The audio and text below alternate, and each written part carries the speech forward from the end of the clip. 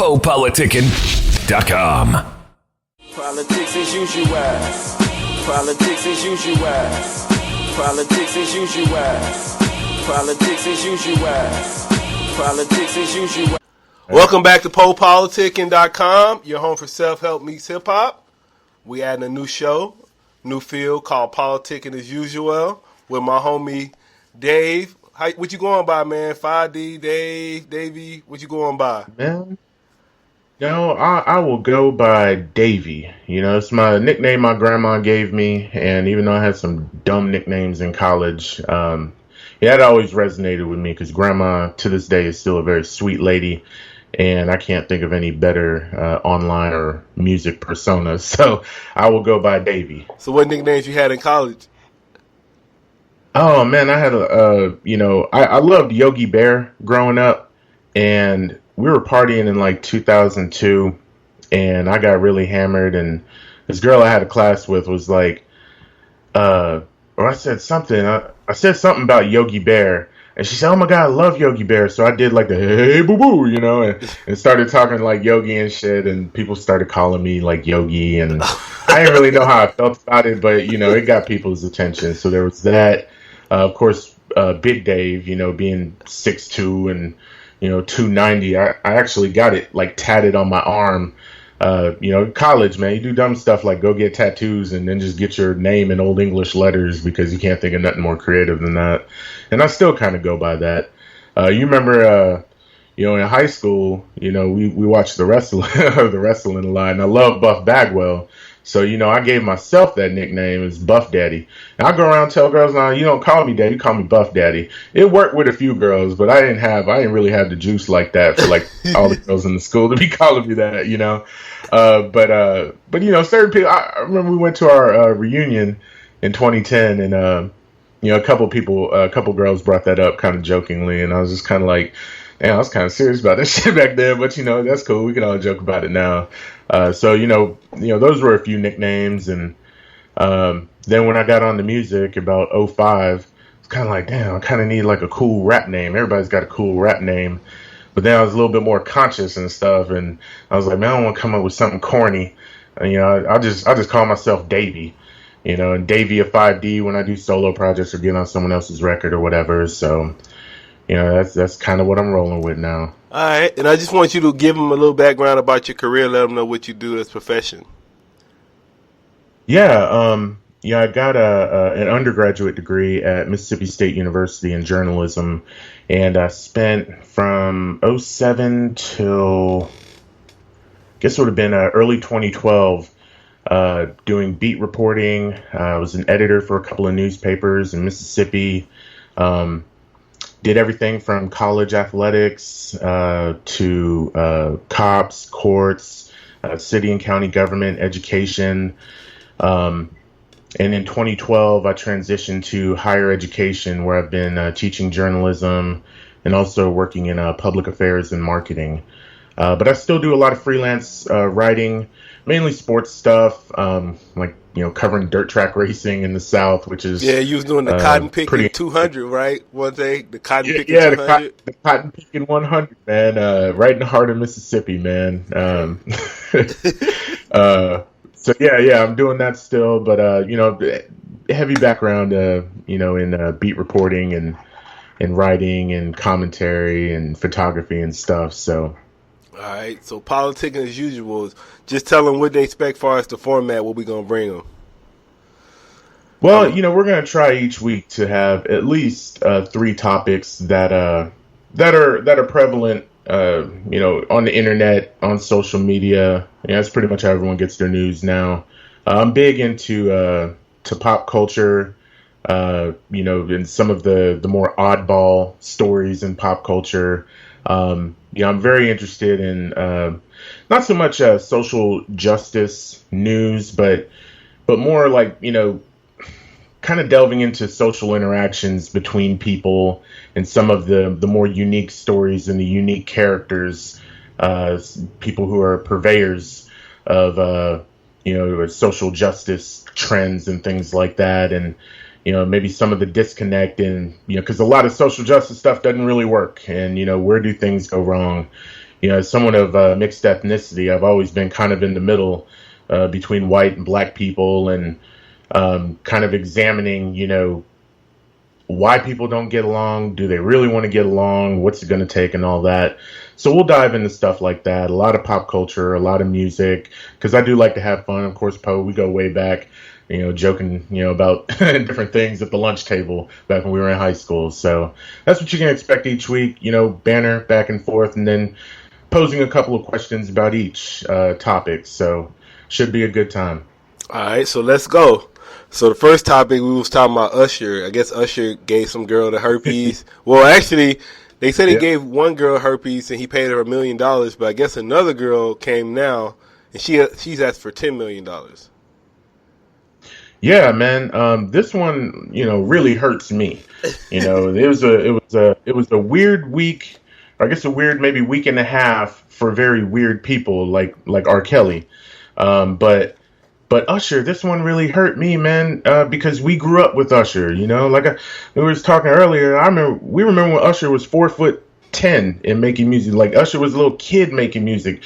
People today don't, the younger generation, they don't remember that Usher. They might not even remember You Make Me Wanna Usher, So that one hurt me, man. And though I'm disappointed that Usher caught the herpes, was not responsible enough to not catch the herpes, and then give it to someone, and like you said, maybe someone else, and later had to pay up for it, I'm not surprised. I just assume that everyone in Hollywood, especially in the rap game, with your video vixens and, the women out there writing these tell-all books about the dudes and, their sex game and everything, I just assume that everyone in Hollywood in the rap game has, on average, 1.5 STDs.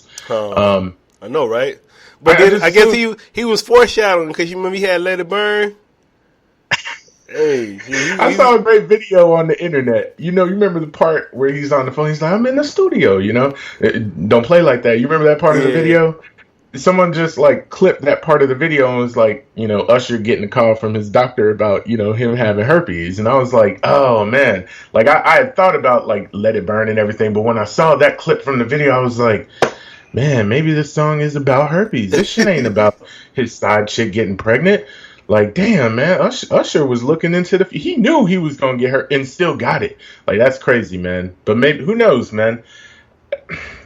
I assume everyone is smashing the same people in Hollywood and in the rap game. Every once in a while you get one of those little weird websites pop up, like top 15 people you didn't know did this, or top 17 people you didn't know, had an STD. And a lot of it is unverifiable. It's all rumors, but I click on them shits anyway, because it's like, damn, so-and-so, reportedly had got the clap from who? Damn, it's all entertainment. But then when the real comes out, it's just like, oh man, Usher's really got an STD. So when I was in college, if you were partying, certain people, guys and gals both, a lot of people got around. It's college, it's the same way it's portrayed in pop culture. College life is really crazy like that. And a lot of times, you'd bring up somebody's name and your homeboy would be like, oh yeah, my buddy's roommate beat that, or whatever. And be like, damn, I know 2 other people who said the same thing. So, sometimes you think oh man, her parents got money. I might be in a relationship with her. And then you're like, oh damn, I don't want to go out and, half the dudes at the bar be like, oh damn, we all done smashed, But it makes me wonder how many people from my party circles back in the day got STDs. No one was going to tell you about it. No one's going to be like, damn, I really got to chill out because I got the clap, or I got some genital warts or something. But it makes me wonder how susceptible people really are when you're out there partying to getting STDs, Well, it's a lot of people got STD shit. Okay, you not know me, but I just say I think it's. I know. I don't trust people like that. Shit. But how would say you wear know? Condoms, y'all? Wear condoms. Well, yeah. Ideally, yes. Wear condoms. But you can contract STDs, through other, sexual, methods, and not safeguarding oral sex and things like that. And in Hollywood, people are wilding, man. If But you got to give the smell test, all that shit, man. You got to be sure, man. You got to look at it, inspect that shit. Like, but no games, man.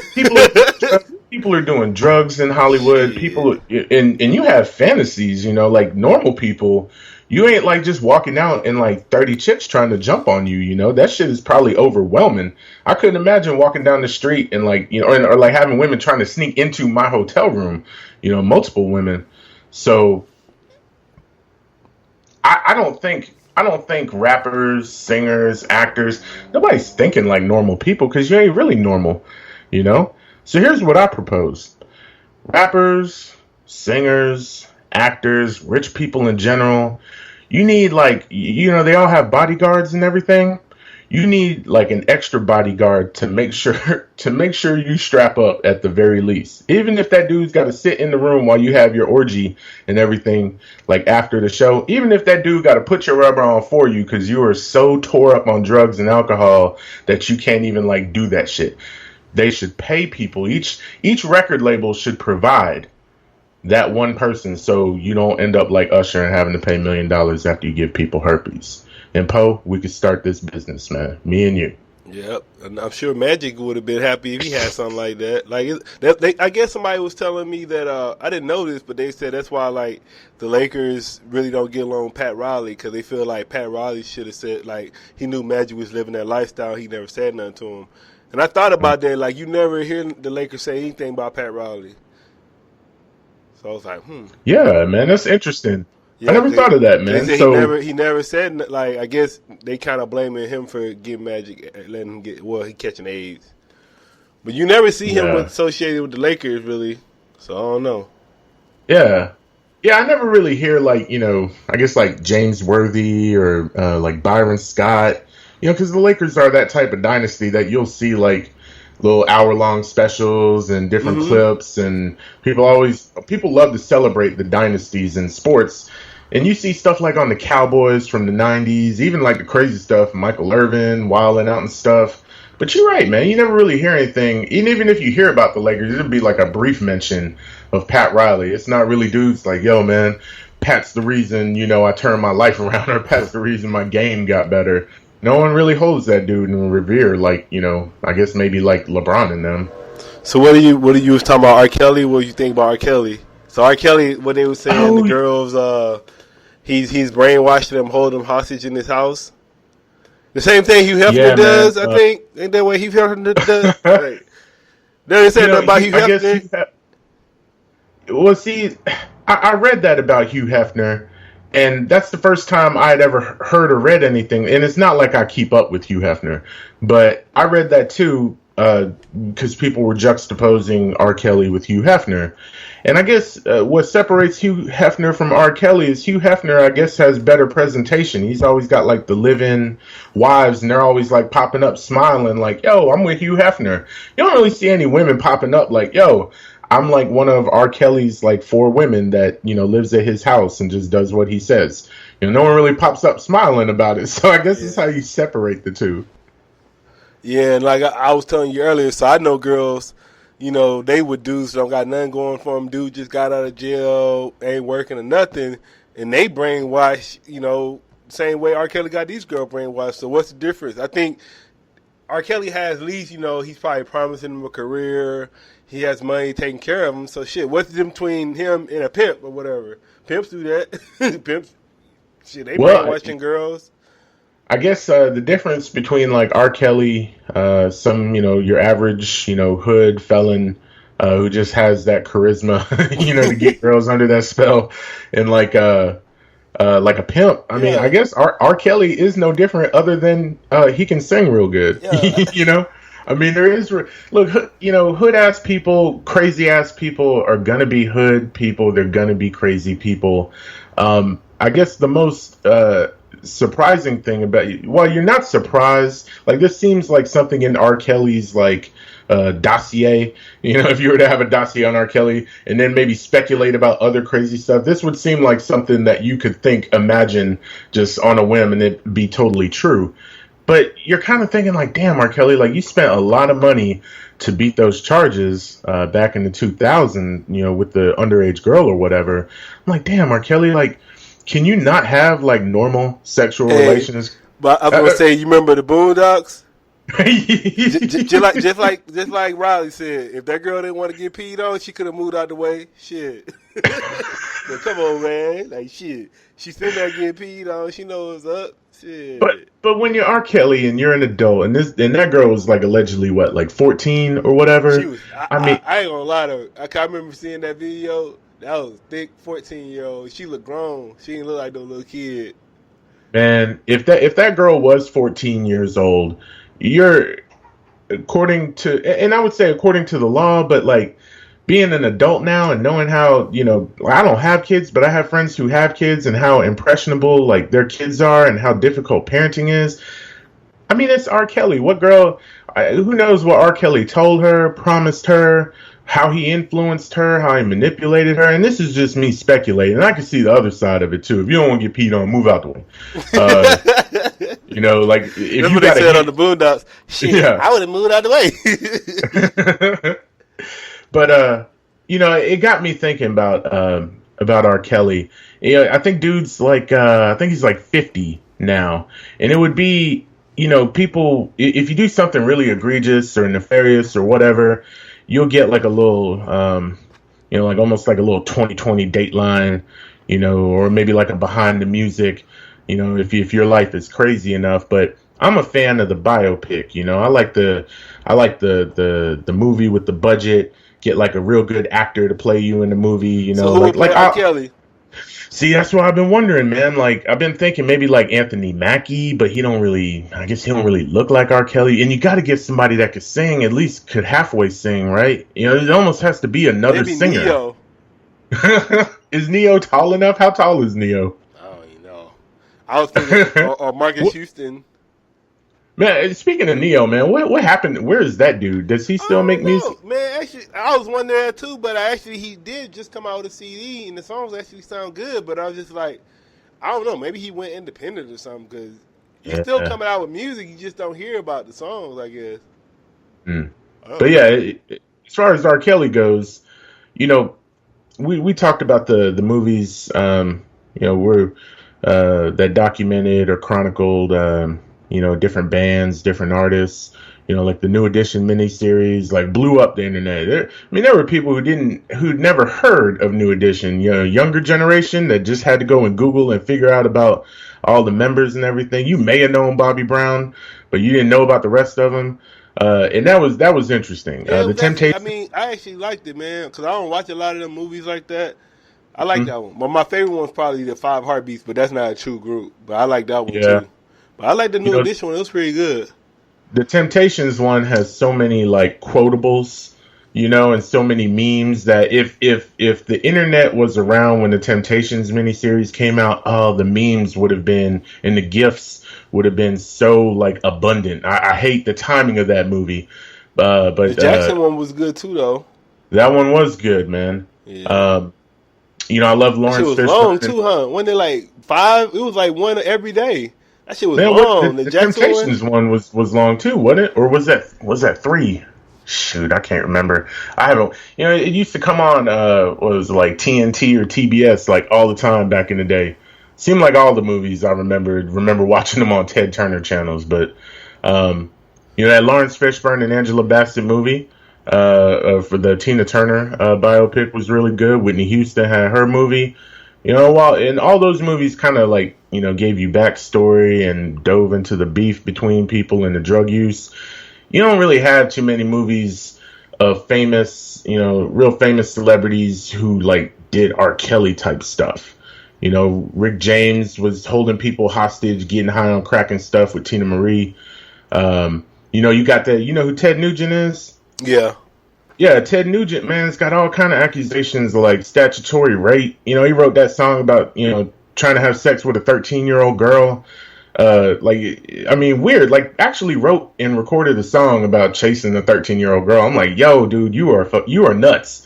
So he's a certified weirdo, and he's got enough of like a profile being like a major right-wing political endorser, into gun rights and hunting and such. He's a pretty polarizing guy.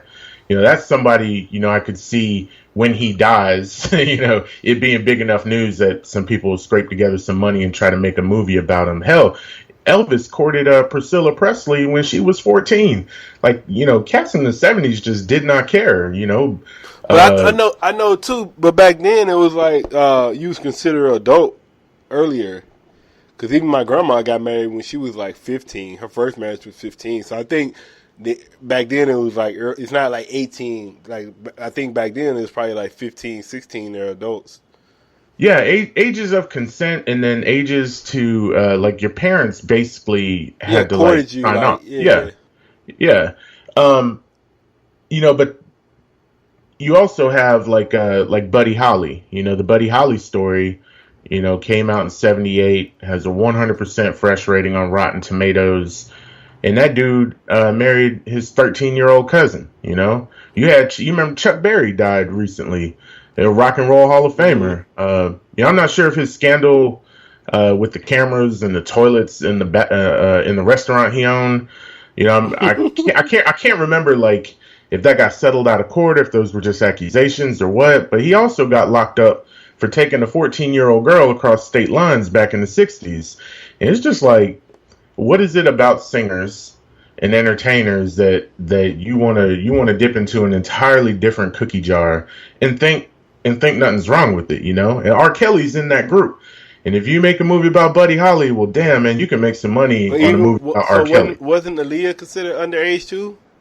She was, man. You had the accusations of a relationship, but I don't know if there was ever anything that was like married. Yeah. Okay. So did they officially get married? Did like the marriage license? I actually saw they had a picture of a certificate. I think they did get married, but I think it might got annulled or something. I think they did get married. So all that said,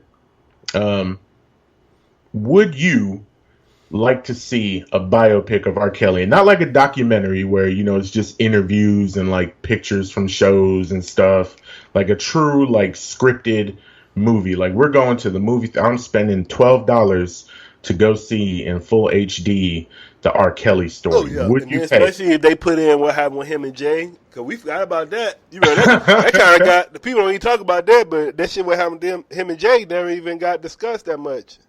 Man, I remember there was beef. Like, what was it exactly? I don't know, but Jay came out with 2 albums, so they was good at first, I guess. I don't know. I think therein lies the problem with R. Kelly. You got R. Kelly fans from day one. Then you got R. Kelly fans like I Believe I Can Fly R. Kelly fans. Then you got the people who are like staunchly opposed to anything R. Kelly does or says. I say the last R. Kelly CD I listened to was Chocolate Factory. Yeah, same here, man. Like, when he was still relevant, the Ignition remix. Yeah. Like, I can't think of anything after that. Yeah. And then when Dave Chappelle it was like kind of like Dave Chappelle kind of dissed him like that. It's kind of like that kind of messed him up, and it just kind of made him a joke. Yeah. So you got like periods of R. Kelly's career where like the music was polarizing, his personal life was polarizing. What do you pick from R. Kelly's timeline to fit? Because you can't put it all in the movie, or else the movie's going to be like 4 hours. Do you lean heavy on the sex scandal, or do you put as much of his rise to fame as an entertainer as you do the sex scandal stuff? Or what do you put in there? I would put in the rise to fame, because like you said, it seems like a lot of artists always have some sex scandals, so I wouldn't highlight that, but I'll put it in there a little bit. But more, because he's a great artist, so you can't just a lot of this stuff you don't even know if it's true, so you don't want to just discredit him like that over here. We don't know if it's true, so. There are a lot of things. He got off with the one he peed on the girl. He didn't go to jail over, so shit. Hey. Yeah, things are still coming out about R. Kelly. Apparently today in the Daily Mail, another woman has come forward with sex allegations. There's a story on TMZ. Yeah. Headline. I think he gonna be like Bill Cosby now. It's gonna be like 15 girls come out and say he got herpes. Because now it's just a money. Especially when they found out he got money. That second Yeah. bitch just mad. She like, what? That bitch mad. So she like, I'm coming for Or he's with 10,000. Usher. Yeah. So all You know, I think if you're going to do an R. Kelly movie, a full biopic, man, I think the way you market it, it's got to be one of those tragic downfall movies, man. It can't be like a celebration sprinkled in with, you know, some personal hardships. You know, you almost got, because when people think about R. Kelly, I mean, me and you, we remember the 90s. I remember Bump and Grind, you know. I remember that era, you know, coming off the New Jack Swing sound and that new kind of gritty, kind of like, damn, we're going to be overtly sexual in our music, you know, kind of R&B. And how much of a game changer that was. I mean, he's a Grammy winning artist. Still got, man, he got fans. Like, he got people that, like, yeah, it's the really old heads, like R. man. Kelly. Like, he got it's the old heads. fans. And I think a movie, if you're going to go see it, the old head fans will appreciate more of the celebration, the good and the bad of R. Kelly, and a more mainstream, a broader audience will want to see it for, you know, how the scandals are portrayed.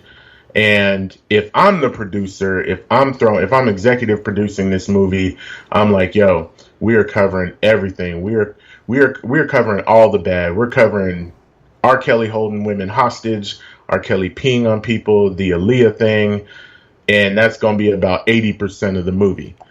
And you can't do that while R. Kelly's alive, obviously. I mean, that would just be, you would have to like almost do it more like a documentary, some investigative reporting. But man, this week I just thought I want to see that. I either want to see that, a Rick James biopic or a Chuck Berry biopic, because those are the R&B / soul music weirdos you haven't really had those kinds of movies about. We need them. I forgot to ask you though. So what you think about OJ coming home? Man, did you see the live stream of the parole hearing? The parole hearing. Did you watch it? No, I saw a little bit of it, but I was at work, I think, when it came on. I was at lunch and they didn't have the volume on, so I just got to sit there and watch OJ like be animated. And I was like, damn, I wonder what OJ is saying. And every once in a while, I'll pop up on the ticker. It'd be like a brief summary of what OJ was saying or what questions they were asking him. And I was in the restaurant when the ruling came back, and he looked real relieved and everything. But I later went and saw the clips of just how combative that dude was getting, you know, and like, you know, how defensive he was getting. I was like, damn, OJ, I'm surprised they let you out, because you were basically up there like, yeah, I ain't go up there meaning to kidnap nobody, but that was my stuff. All right, I ain't really do all that. All right, it went down, and my bad. So you think OJ gonna stay out of trouble? I don't think he gonna. I think something else gonna happen to him, man. Man, OJ is what, 70 now, and I tell you what, that dude looks good for. If I look like OJ when I'm 70, man, that is a win, because I don't look as healthy as OJ now, and I'm 34. So cheers. I don't know what kind of conditioning plan he had while he was locked up, what kind of nutrition he had, but you know, they were probably putting OJ, like organic foods in his commissary or whatever, you know, all kind of like wrinkle reducing creams or whatever, because that dude was at his parole hearing looking, you know, having the smooth skin and everything. I was like, damn, 70 years old, man. That's athlete. That's professional athlete body. That shit don't deteriorate. But I think OJ will stay out of trouble. I don't know what kind of trouble 70-year-old dudes can get into, and I don't know like what kind of dudes are really. Does OJ have money left? The same trouble a 60-year-old can get into, because he got locked up when he was 60. Okay. So shit. You know, that's a good point. I didn't think about that back then. I guess we thought like, yeah, surely OJ beat that rap in '94. Surely OJ is gonna stay out of trouble. He ain't really got no leeway anymore, but he ended up in it. But I would say at 70, man, I would hope that dude wants to, you know, spend time with his children and whatever relationships he has with his kids. You know, if he's got grandkids now, because when you're 70, man, you starting to think like, okay, I might die. You know, in 5 to 10 years, you know, I'm getting in that age where people like for real die of natural causes. So hopefully he'll look at his life like, man, people already think I'm a bad person. I better just lay low and try to enjoy what little bit of life I have left. But, you know, a hood ass dude, he may find himself in a hood ass situation again. Then you was talking about brother Umar Johnson Dr. Umar Johnson, and he was on the Roland Martin show. Yeah, yeah. When I first saw Umar Johnson, I think it was that Breakfast Club interview, and he was talking about like basically ancient Africans and their influences, on other cultures, and how like in Southeast Asia and different countries in Southeast Asia, how the reverence they had for Black people, and how they were like kind of integrated into their own cultures, and you could see it like in ancient historical texts and paintings and like sculptures and stuff. And I was like, damn, that kind of stuff. I'm really into obscure history that we don't get in high school or even in college. Man, you could take an African American studies class, and then it'll just be focused on literature mainly. Like that's where I found out about Frederick Johnson, or Frederick Douglass rather. And like the extent of his writings. I found that out in college, but I didn't find out, about the things Umar Johnson was talking about on that radio show. I was like, man, it's interesting, man. I'm gonna keep up with that dude. So then the stuff on the the Roland Martin show comes out, and I'm like, damn, because I thought. So what happened on the show? Just in case they don't know. Well, it was a panelist, Roland Martin. I think it's like News One is the name of the show, and he had Umar Johnson on the show, and there were a couple of other panelists, and in the middle of the can't remember extent of discussion the discussion, but he got upset, and you just saw like the angry Black dude come out of him, and he called someone a coon. And I was just like, oh, no, don't. And immediately I saw him like start to morph into who's the dude on the Boondocks? Uncle Ruckus. Oh, man. Oh, yeah, he just started to turn like into an Uncle Ruckus type character, just like angry. His voice kind of changed, and and then that opened up a rabbit hole. You was talking about Frederick Douglass. I want to say I think he's related to Frederick Douglass. It's either Frederick Douglass or Booker T. Washington, but I think it's Frederick Douglass. Right. Yeah. And so when I saw that, it kind of led me down a rabbit hole of like him kind of like having explosive, kind of inflammatory responses to people either questioning him, questioning his credentials, questioning him about all that money, he's had like Kickstarters or GoFundMes for those schools he wants to open. I think he had mentioned one down in the SIP, like a former like academy or something. And I thought, man, that is freaking awesome, but none of it's happened. And people are like, well, hey man, where'd that money go? You wasn't even a certified nonprofit. Like, if you are legit, why are you raising nonprofit money and you don't have your 501c3? So that kind of disappointed me to know that, damn, this dude had a platform. This dude was kind of had his lane on the history angle. But then he started to try and do too many things that he really wasn't like prepared to do. People started shooting holes in his theories and questioning his history. And now like the internet's going in on him. And it kind of hurts because you need people. I don't want to say you need people like him, but you need people like him, like who I thought he was in the role he would fill when I first started listening to him. And I feel the same way about Sean King. Like, man, as off the mark as you are in a lot of your commentary with the I think it's the New York Post, he's a social justice writer. I guess that's the main thing. Like, look, I don't know. With him, it's like, I just look at like he works for New York Post, so I already know he's censored somehow. Right. If it's not your own platform, that's already, I'm kind of looking at you suspect. Because I know you're getting censored, you're not really saying completely what you want to say. Yeah, I mean, when you work for a mainstream paper, you do have to. You're actually, excuse me, I think Sean King. Yeah, does he work for the New York Daily News now? Either way, I know he wrote for the Post for a while, but you're going to be censored to a degree. But when you have like your own social media following, you don't really have to follow that. And when you're hired, Sean King was not a professional like journalist, investigator. He got hired because of his role, his internet kind of rise to fame through the Black Lives Matter movement. And he was certified. That dude legitimately, got his ass beat, on some racial, tension type stuff. He had verifiable, like, yes, I am certified to speak on social justice and racial matters. He was hired because of his popularity. He wasn't hired because he's a great writer, great investigative reporter. But I think you need people like Sean King and Umar Johnson, but you need them in doses, and you need them through a filter to really understand. Like we were talking about earlier, these people are building their own brands. These people sometimes need to warp the truth, or warp or kind of twist the situation to kind of make it more appealing or make it more palatable to the audience they're trying to reach. But I'm stuck on whether or not we need to identify better people for those platforms, knowing that a large percent of the population is not going to have a filter and not do their own research, or if we need to have kind of the revolution on our side, that we need to vet these people a lot better, or we need to start policing ourselves and who we listen to, who we let influence us. And I don't know which one it is. I'm stuck on that right now.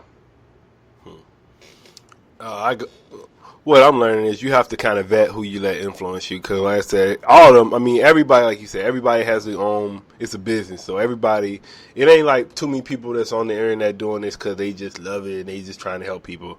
At the end of the day, everybody's trying to make a buck somehow out of it. So you always got to think of it with those eyes. That's the first thing. So if you think of it like that, it's all, that'll kind of wake you up. But, I mean, like you said, it's some good, I think everybody has a good purpose.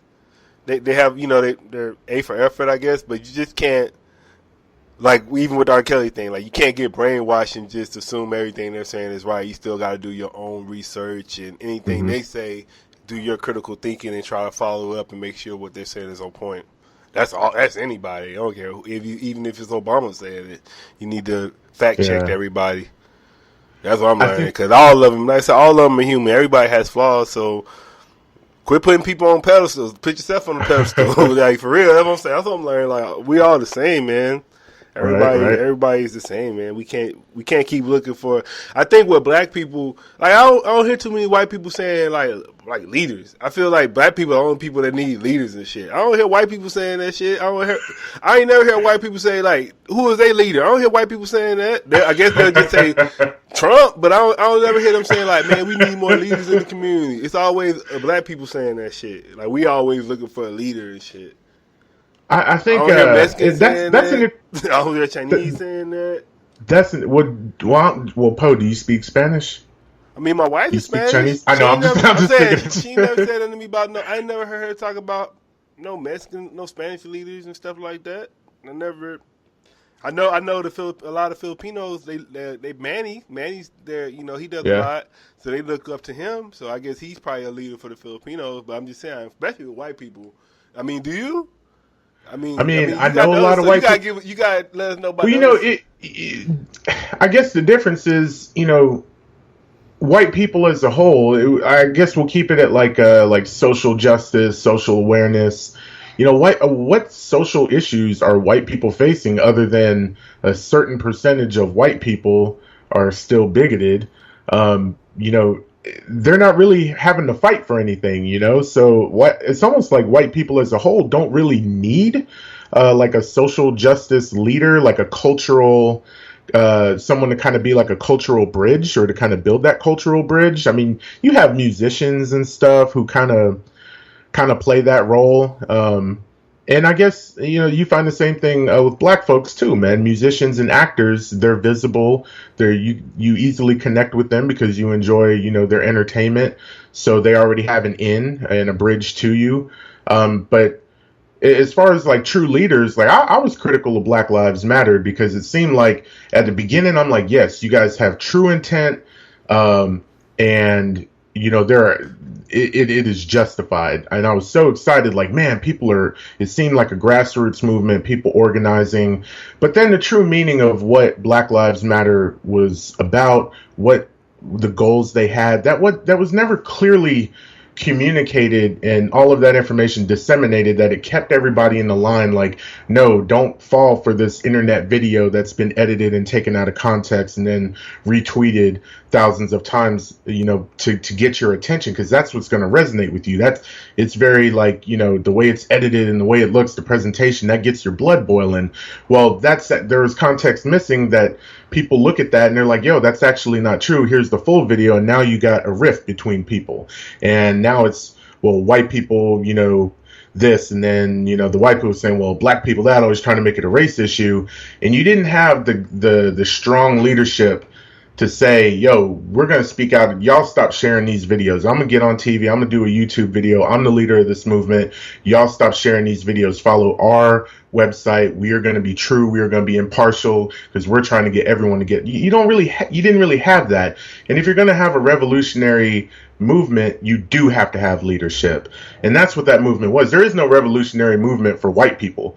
So I guess they don't you don't ever really see that, and you don't really think KKK, like they need something like that. That's the cops. That's what they need. Yeah, I guess, if you were looking for like a group for white folks, I guess it would be the cops, but like seriously though. But I guess that's why you don't see that, and it is kind of disconcerting or kind of concerning to hear, like all the time when an issue pops up, we need strong leadership. We need strong leadership. But you think back historically, man. What's up with Al Sharpton and Jesse Jackson then?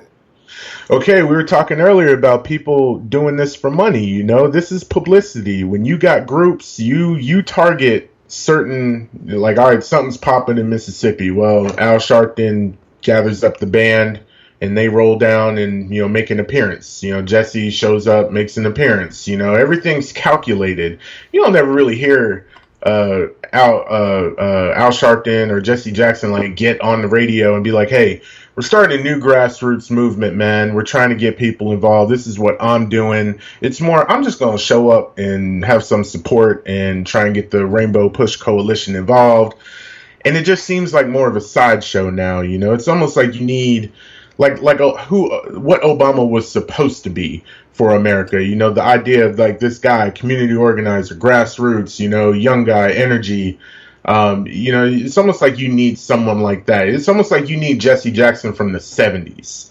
These guys are old now. I don't know what impact does Al Sharpton and Jesse Jackson showing up somewhere have now. Well, when they was with the brother Umar, Dr. Umar thing too, they were saying like that dude Roland Martin, they kind of ambushed him. But then when he had Hillary Clinton on the show, he all dancing with her and trying to do the nay and shit. So he kind of pick and choose who he want to go hard at. So that's the thing with him too. So I don't like that dude like that either. Who, Roland Martin? Yeah. Yeah, when you cross the line into politics, you gotta play the game. And it's like that with a lot of things in life, man. Like, if you want to raise at your job, man, you could be great at your job, but if the right person, if you don't vibe with that person and someone else does, or whether they're kissing their ass or whatever it is, man, you're going to get passed over, man. You kind of got to step over and kind of play the game a little bit.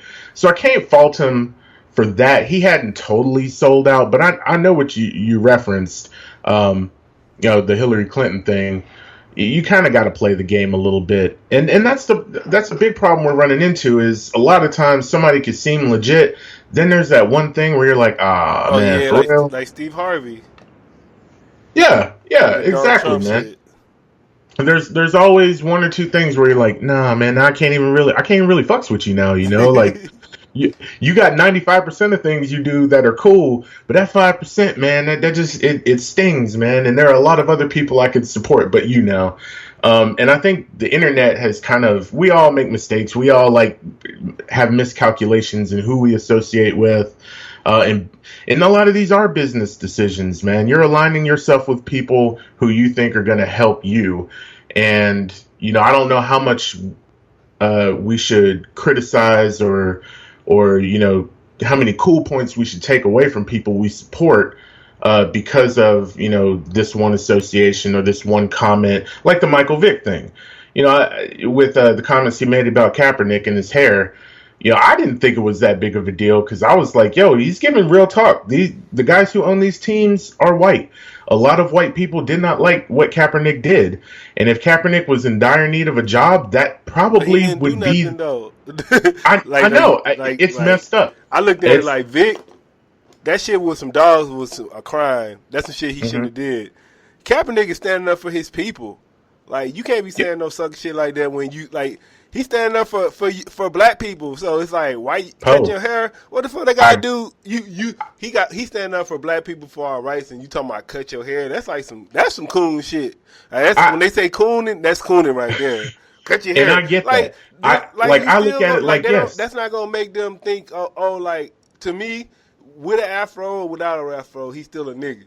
That ain't gonna look at him like, oh, he cut his hair, he's a nice guy now. They gonna be like, he still ain't gonna like him. That's not the reason he's not signed, because his hair. So that's kind of.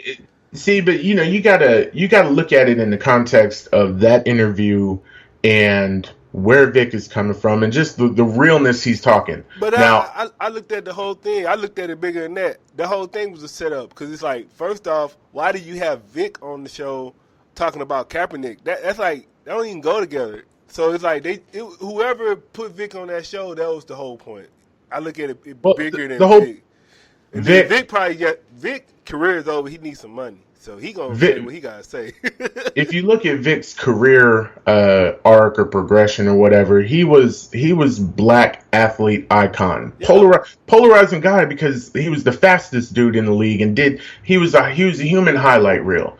He does his bid, gets his Fed charges, comes back, has to rebuild his image, comes back and has success as a quarterback. And you look at Kaepernick and Vic, man, similar quarterbacks, man.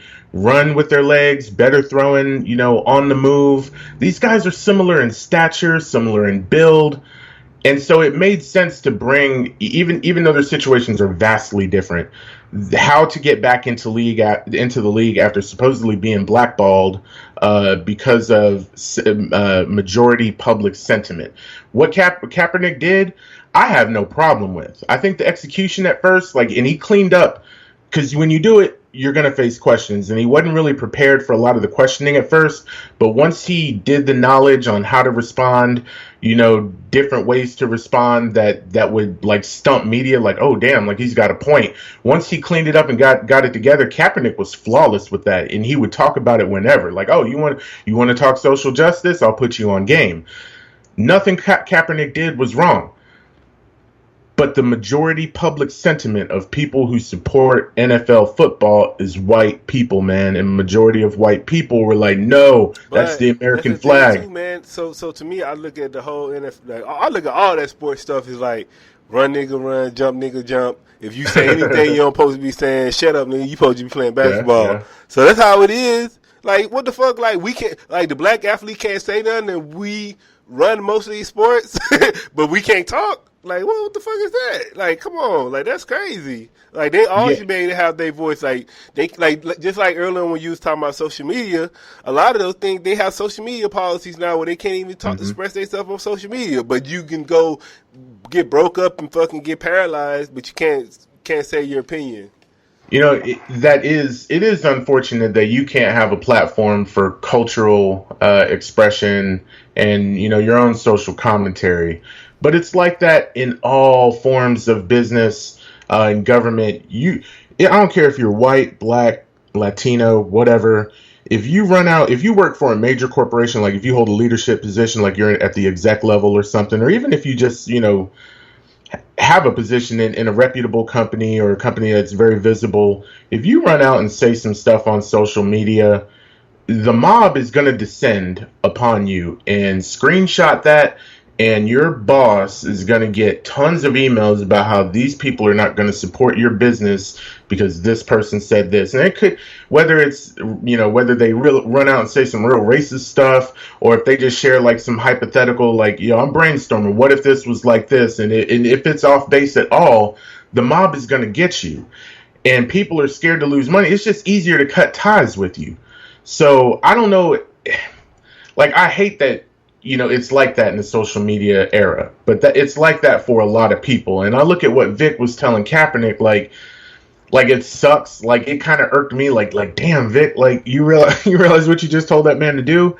But Vic is looking at yo, this is what I had to do.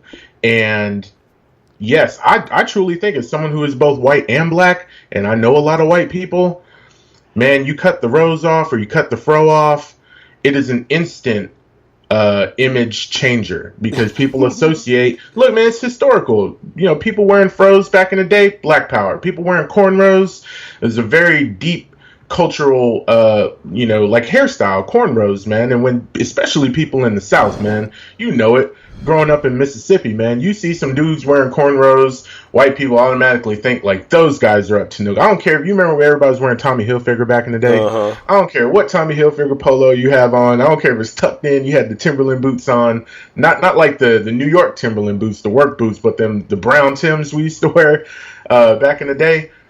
If you have cornrows, man, you're immediately placed in a different category of like that dude might be dangerous. So practically, I thought the advice was practical, but at the same time, like, so you think if Kaepernick come in tomorrow with a bald head, that's gonna fix everything? He gonna get a deal? Well, see, and this is what sucks. He can't come in with a bald head because, you know, like there's different cultural, I guess, connotations to people with bald heads. So what haircut got to come in? What haircut gonna get him a job? Before I want to know. Man, who knows? And see, this is the problem, man. I'm saying we need to ask Vic because how he supposed to get his hair then. And maybe that was the problem with the interview, man. Vic didn't specify like, okay, he needs to come in with the Caesar. He's the waves. I got a line of wave caps that would make him instantly hireable in the NFL. I don't know, man, but the backlash was Vic Sakoon. And I don't think, I don't think Vic thought about what he was saying, and maybe he could have found a different way to articulate it. But I thought the advice, as much as it stung, I thought it was a reality. Like, yes, this is actually what would help. It wouldn't instantly make him hireable. He would have to, maybe start going on talk shows and talking about more hyping up his philanthropy, because that dude is out there putting in work, and that's one thing I respect about Kaepernick. Why? He didn't do nothing. He just, I guess I was in the military, so I know, him not standing up, having a knee, he has that right. He didn't piss on the flag. He didn't cut people out. So what did he do where he has to cut his hair? He has to go on tour. What did he do where he has to do all that? That's what I'm getting it. Raising awareness for his people. So he has to do all that now. It sucks that he has to do all that. And I hate it because I keep up with him and all the philanthropy. I'm like, man, that dude is out. He's really out there. He's really an agent of change, as they say. He didn't just take his knee and then, go to the club. He took his knee and he immediately started putting, everything he was saying into practice. And I think a lot else. I think if Colin Kaepernick was just straight up black, I don't know if it would hurt him as much. But the fact he kind of looks Arab a little bit, I think that hurts him in this day and age. There's a lot of things, that a large population of people in America look at Kaepernick and they're immediately like, all right, man, you did the knee thing. You got the fro now. You taking pictures over there in Mecca or wherever he was. I don't know. Is Colin Kaepernick Muslim? I don't know. Or does he have it? Yeah. If Colin Kaepernick starts, tweeting photos, in the full, Muslim garb and quoting the Quran and stuff, then yeah, it's totally over for him. Getting back in NFL, because all those things will pile up and people are like, nope, too much of a risk, because so many people are going to freak out. To me, I think he just keep doing what he's doing, because I say 10, 15 years from now, he's going to be a hero. Because the way he's going through is the same thing Ali was going through. All them, that's the thing. Mm-hmm. When Ali, when he died, it was like, oh, Ali was a hero. But when he was going through that shit, it was the same shit. Yeah. It was the same shit. So it's like, yeah, man, fuck that, man. I say, hopefully he has enough money where he can live and he don't got to suck up and cut his hair and all that shit, because man, that's if he does that, to me, that's a bad look on the black culture, man. It's we can't bow down like that, man. You gotta fuck that. You bring up an interesting point. What if Kaepernick did not went full apology tour, cut my hair, start dressing a different way, don't advertise my philanthropy on social media as much to get back in the NFL? would it be, because it would be a victory if Colin Kaepernick got back in the NFL, and let's say he got a starting job, kind of like Dak Prescott last year, starter goes down, Colin Kaepernick comes back, throws 30 touchdowns, takes the team to the playoffs. Now Colin Kaepernick is entrenched as a starter again in the NFL. If he had to dial back on who he has become, as a person, as a philanthropist and whatnot, if he had to dial that back but got in the NFL and became a starter again, where would black folks think, okay, this is a win? He had to do what he had to do, but he got back in, and he proved the doubters wrong. Or would a majority of people be upset that he basically took Vic's advice and dialed back on himself to get back in? What do you think the majority of people who support Kaepernick, how do you think they would feel? Yeah, man, they're gonna be upset. I don't think it's not about the league no more. Like, to me, the problem is now is like like how they had it before when they had like the Negro League baseball. We should have our own league. We should have our own football league, our own basketball league. That would be crazy, man. That would cripple the NFL. Yeah, we should have our own shit where shit like this can happen. But the problem is we don't have our own football league, so we have to deal with this. But we should have our own shit where that shit ain't happen. Like, come over here and you can talk how you want to talk. So we don't have that, so that's the problem. But we need to work on having our own forms of media. Man, that's interesting, man. You just opened up an entire picture into a completely like black owned and black operated football league. Yeah, they had it before. That's what I'm saying. That's the one thing about like how the people always talk about Jim Crow laws. That actually, when they took that shit away, it actually messed up black people, because we had, like, before it was everything black and white, so we had our own grocery stores. They took all that shit away. We don't got none of that shit no more. So we don't have nowhere to go. We don't have a bank, a school, a bus, a plane. We don't got that shit. But you know what I'm saying? We had that, then we won't have to even be worried about this stuff, because he can play for the black owned football league and don't got to worry about none of that stuff. But that's why I like Ice Cube doing with the Big Three. Even though it's small, I still like what he's doing with it.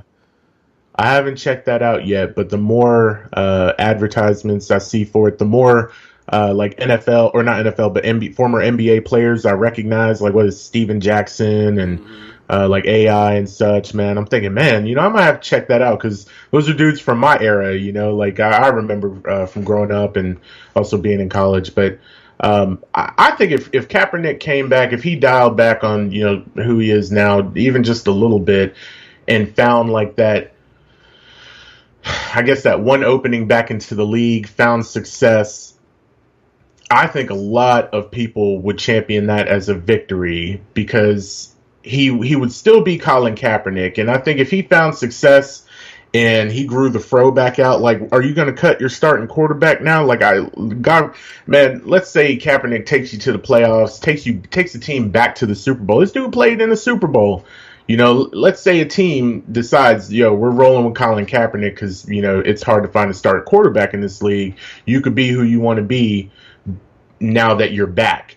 I think a lot of folks who support Kaepernick would chalk that up as a victory, because every owner and ownership group that I know of in the NFL, it's majority white. So this would be seen as a victory. And a lot of white people would be upset. So that it would be a victory, man. It's almost like a compromise, So I'm saying, who's worse, Kaepernick or Big Ben? Oh, are you talking about Big Ben in the bathroom or whatever? Yeah, all those rape charges he had.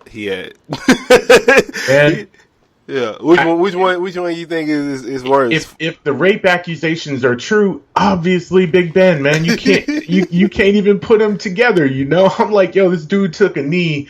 Whether you think his social justice display was misguided or you didn't agree with it, there was nothing criminal about it. There was no effect on any other. It was not a crime against humanity. Big Ben's in a bathroom in a bar, like, straight getting it like a criminal, Of course, the two are not comparable, but I don't know how true it is, When you like Kobe had to pay that girl off, Kobe, did you sexually assault that girl? We'll never know. But yeah, Well, I don't think so. When they found like 3 or 4 fucking semens in there, they found. I'm like, damn. Yeah. I'm like, how the fuck? Because that shit don't even stay in you that long. So I'm like, how the fuck they found like 4 traces of sperm in your ass that quick? Wilding out, Like your man. ass was Wilding out in getting Colorado. down. She must have been in college, like you was saying. She must have been in college getting it in. Yeah. But, all right, man. But So I guess this is the first episode. We in an hour right now, so I guess we're gonna wrap it up. yeah, man. Enjoyed it. Hopefully next week be a little bit more. I'll be a little bit more, organized and succinct, and stay on task a little bit. I don't know if your listeners really want to dive into an hour, of us going back and forth, but it was a good discussion, man, and I really enjoyed it. I And had I us down. appreciate We was gonna do it bi-weekly. Yeah. 2 weeks. Yeah. We can do that. That'll give me a little bit more time to prepare and maybe find some more interesting subjects that maybe people haven't heard about. Be a little bit more enlightening. So then you want to tell them your social media and everything? Yeah. I got a couple of social media accounts. Facebook, mainly for friends, close friends and family. I do some weird commentary and share some music on my Twitter account. And you can find me there at Dispatch Dave. That's DISPATCH Dave, DAVE. I got it locked because I am a young professional. I guess now that I'm 34, I'm not so young, but I still consider myself a young professional. But hit me up with a friend request and maybe a message. Let me know. I'll make sure you don't you don't work for my employer, and you can kind of catch some of my weirdness there.